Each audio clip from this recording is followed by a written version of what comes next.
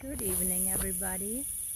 So a few days ago I finally made the driveway and I cleaned the ditch from all the leaves, and I moved all the stuff to the other side where it's like a little bit more jungly.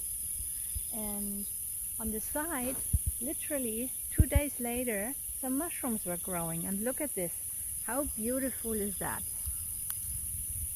Oh, hold on. Molly, move. We're not destroying the mushrooms.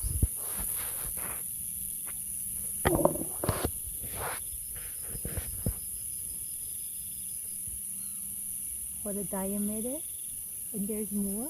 There's a smaller one. This is so pretty. This is so pretty.